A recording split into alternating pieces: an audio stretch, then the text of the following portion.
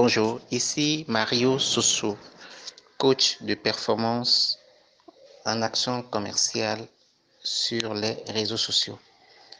Alors, hier nous avons vu le premier point, le premier conseil du pourquoi vous ne vendez pas assez avec les groupes WhatsApp. Aujourd'hui, nous allons aborder un deuxième point qui est l'absence de liste.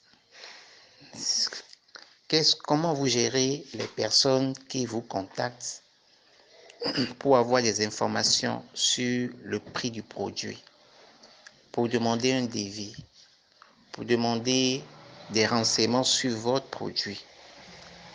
Alors, quelle relation, quelle gestion vous faites de ces personnes? Généralement, quand vous communiquez dans les groupes et à travers vos actions de publicité, et que les gens vous saisissent en inbox pour demander le prix, pour demander des informations, pour demander des renseignements, et que vous les informez, beaucoup ne sont peut-être pas disponibles, ne sont peut-être pas prêts pour payer en même temps, pour mettre la main à la poche en même temps, et retournent donc dans leur silence.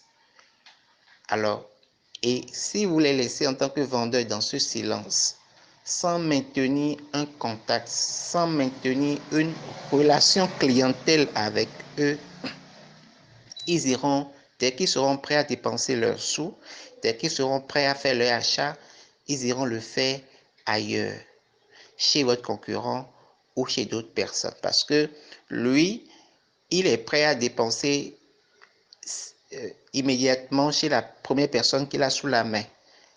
Mais quand vous maintenez une relation clientèle avec lui, quand vous entretenez une relation clientèle avec lui, quand bien même, après information, il n'achète pas en même temps,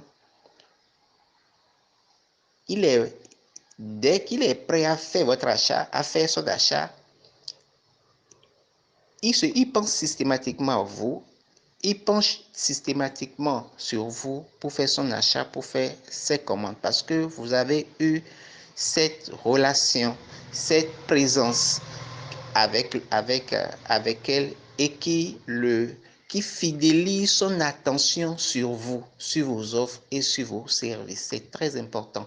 Quelles sont les dispositions que vous prenez pour fidéliser l'attention de ceux qui viennent prendre des renseignements, de ceux qui viennent prendre des informations, de ceux qui viennent chercher juste demander une information par rapport au post que vous faisiez, par rapport au pub que vous faites dans les différents groupes? Vous devez commencer à réfléchir à comment vous allez faire. Donc voilà un peu le deuxième pourquoi vous ne vendez pas assez avec les groupes. Vous n'exploitez pas tout le potentiel de vente que les groupes WhatsApp peuvent vous apporter. Mario Soussou, à l'audio. Bonne journée à vous.